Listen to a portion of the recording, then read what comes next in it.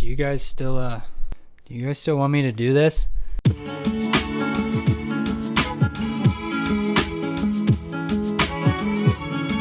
Salt Lake City, 1. We have a second Anaheim 1 this year. I'm not going to lie, it was pretty weird. There's nobody in the crowd. The mechanics couldn't even go to the tough block to give their pit board. I can guarantee no rider saw their pit board. They're like, read this. I'm 20 feet away from the track, but read this. They couldn't read it, I guarantee. And then they're doing the interviews and they're like 20 feet apart from each other. Not 6 feet apart. No. They're like 20 feet apart.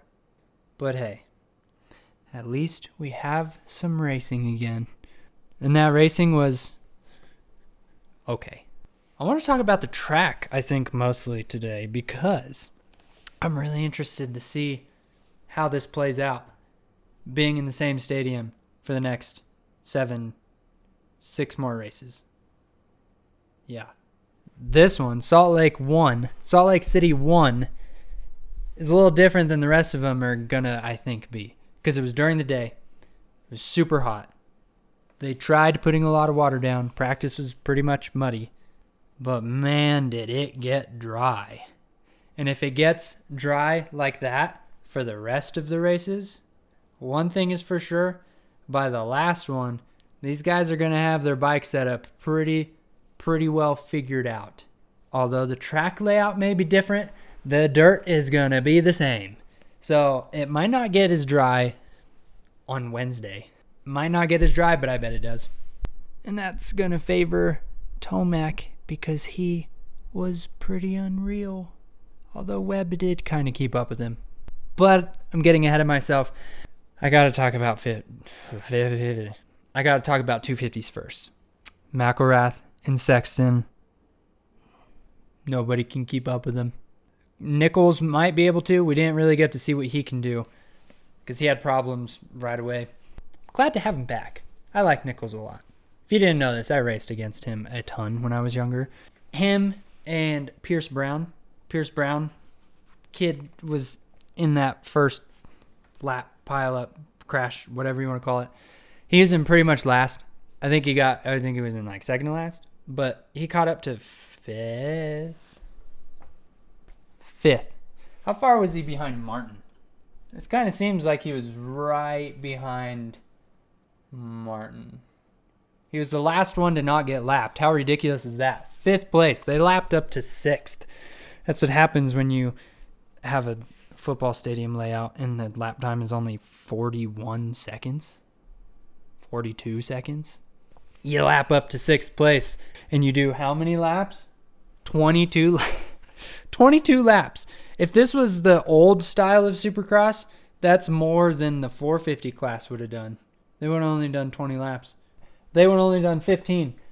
How short of a race would that have been? I do like this new layout compared to like the old where they do 12-minute main and what do they do? No, they do a 15-minute main and a 20-minute main. But like I said, nobody could keep up with Sexton and McElrath. I thought Marchbanks could when he got up into 3rd because he looked awesome. That kid I'm becoming a fan because he's pretty fun to watch. He doesn't have the best riding style, but his riding style is pretty cool. I like it. He's pretty out of control. Almost crashed a couple times in the whoops. But he doesn't. Who am I to say that his riding style is bad? Because he is way faster than I am. That's for sure. Kid's sick. But yeah, I'm becoming a fan. And I thought with him being from Utah that confidence, like they were saying, would roll over. But it's those top 2 dudes. They killed everybody. Martin didn't have anything. Marchbanks didn't have anything. I think Nichols and Brown are maybe the only 2 that could be up in that top 5 too. And I don't know if they have anything for him. It was McElrath who got the whole shot. Sexton 2nd. And that's just kind of how it was. I think McElrath was about a quarter second, a lap faster maybe, than Sexton. And about 3 seconds at the end of the race. Either one could have easily won. That's where I think things could get interesting because Sexton, obviously, he hasn't done worse than 2nd place so far this season. and has the red plate, and McElrath has done worse than that. But if McElrath can step it up and consistently do what he did in this race, I don't know what's going to happen. I think it's going to go down to the last race, and that last race is a shootout, east-west shootout. So things could get pretty interesting in 3 weeks, in 6 more races. I can't believe they're still doing this, but it's pretty cool. I'm down. It pushes nationals back, gives me more time to prepare, so I'm all good with Supercross starting now. But yeah, there's not much to talk about. I didn't see anything that one person was doing like better than anybody else.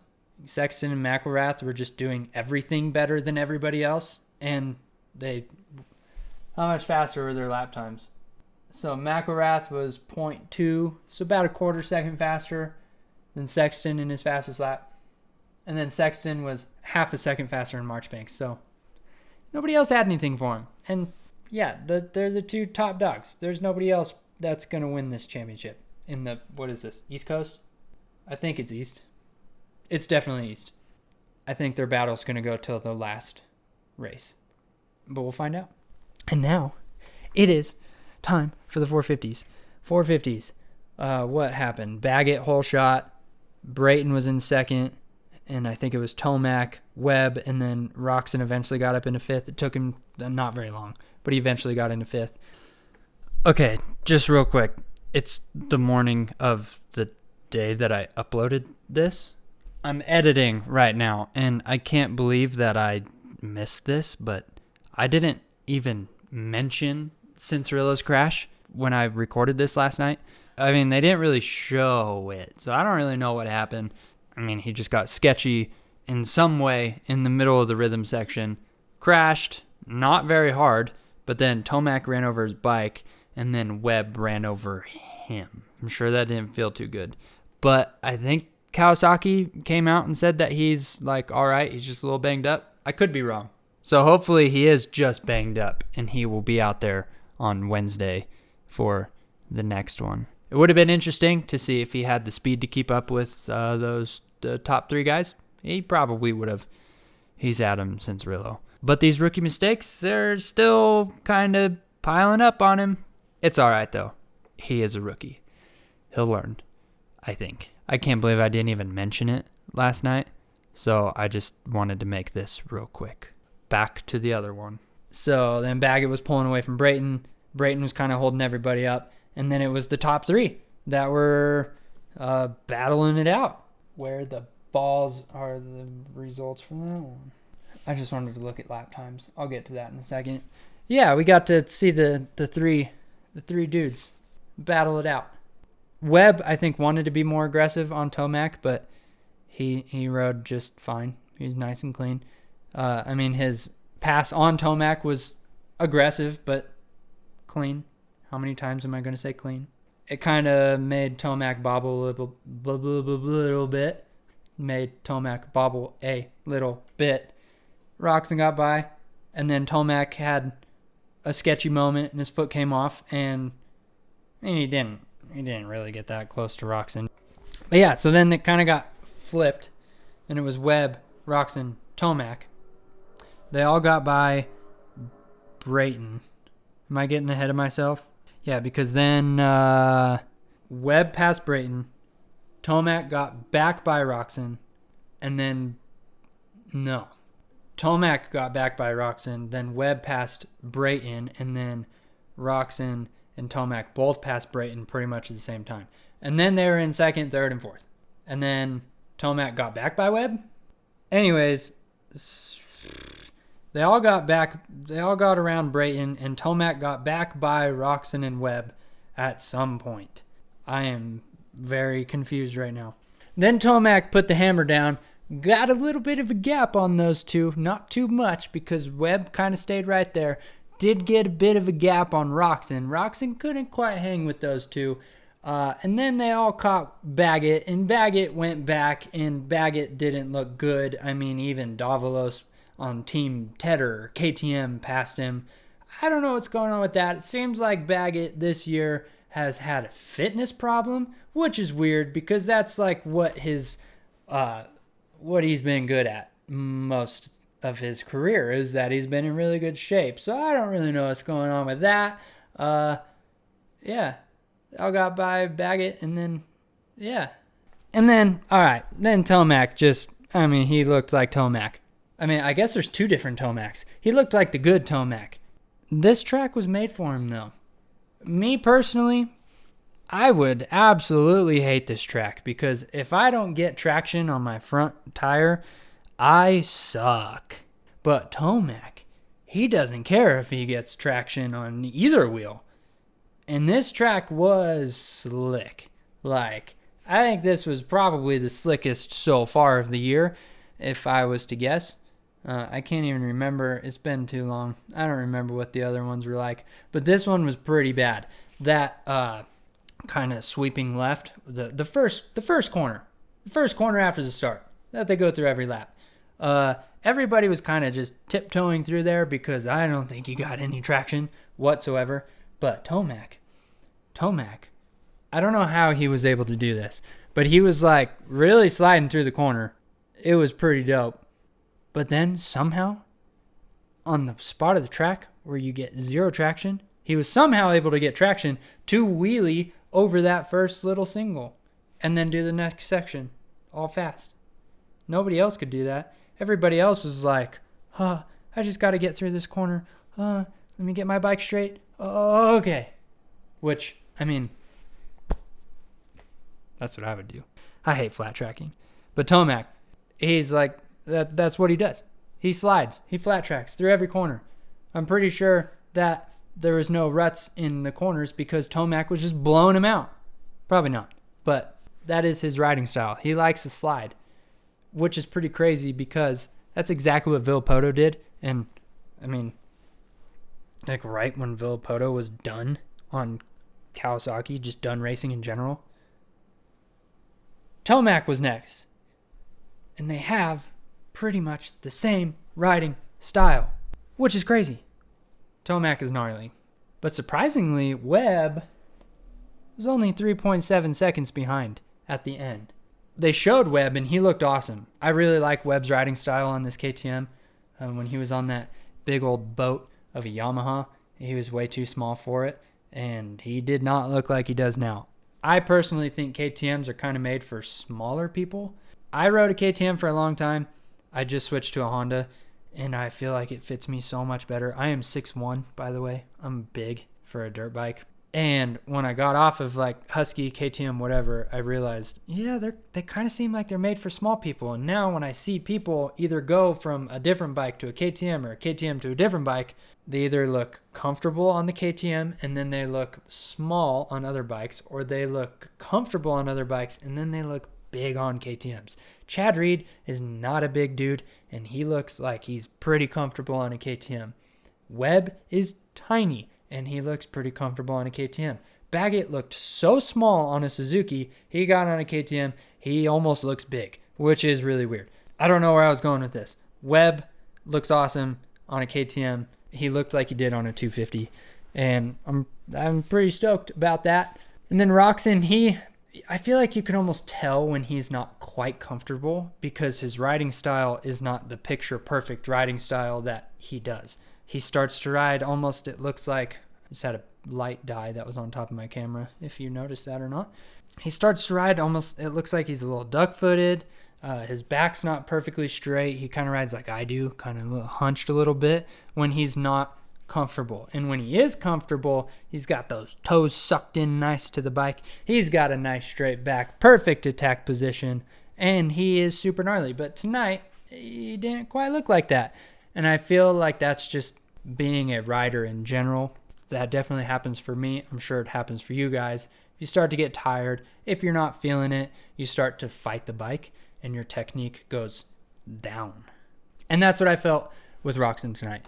And then he almost freaking died on the second to last lap. Do you know what I think? I think that the only reason he didn't crash is because they were Honda tough blocks. So, do you guys remember when James Stewart, not Malcolm, when James left San Manuel Yamaha and went to JGR, and I'm pretty sure it was Anaheim 1, first race on JGR, he jumped into the tough blocks and crashed. And those tough blocks were San Manuel tough blocks. Same kind of thing, just different. This time Roczen jumped into Honda, who he rides for, and he didn't go down. Coincidence? I don't think so. Maybe. And then, yeah, just Tomac was sick, and he won. And Webb got second, and he was pretty sick too. Didn't let Tomac get too far away. And then Roczen was, he was good, but he was okay. Everybody else, let's see. Jason Anderson was fourth? How did that happen? Osborne passed Anderson. How did Anderson get into fourth? What am I missing here? This shows Anderson 1, 2, 3, 4, 5, 6. And this shows Baggett in fifth, and then Davalos in seventh. Baggett, what is going on here? Is this not? This is a main event. Davalos 6, Baggett 7. What is going on with their lap chart? Osborne passed Anderson, but this has Anderson in fourth and Osborne fifth. Davalos passed Baggett, which it shows there, but on the lap chart, it shows Davalos behind Baggett, and then it shows Anderson behind Baggett, and it shows Anderson behind Osborne. What's going on here? After Osborne passed Anderson, did anybody see Anderson looking back? Is the altitude getting to him? That's another thing I want to talk about, is the altitude. So they said it's what, like 4,000 feet? So me, personally, I live in Colorado Springs. It is 7,000 feet here, if not higher.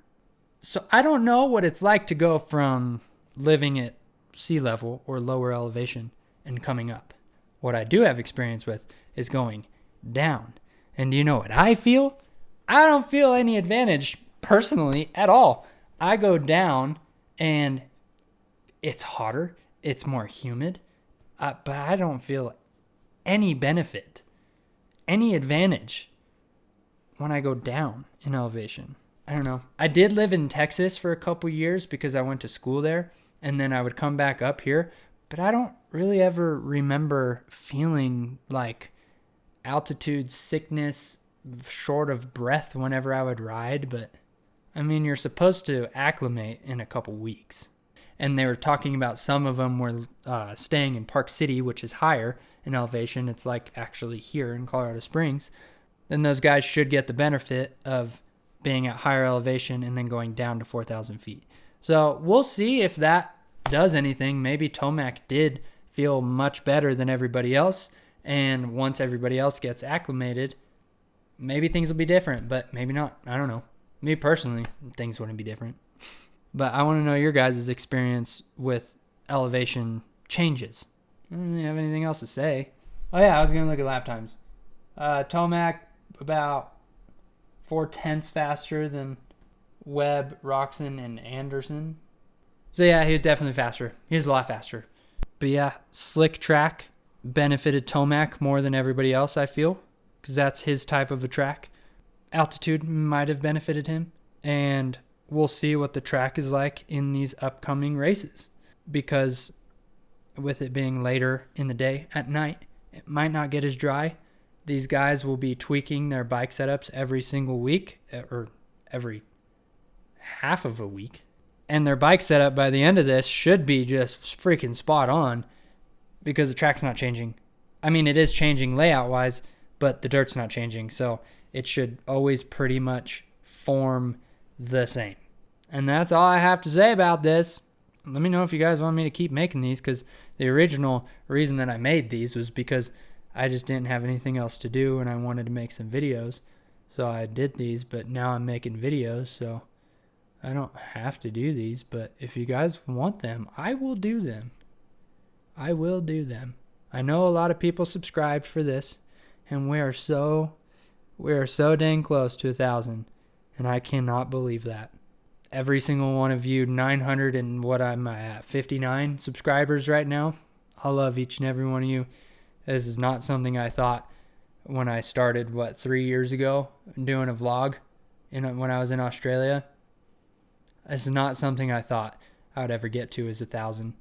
And it's pretty dang cool that I'm almost there. And I can't thank you guys enough. Anyways, I hope you guys are staying safe with all this stuff going on.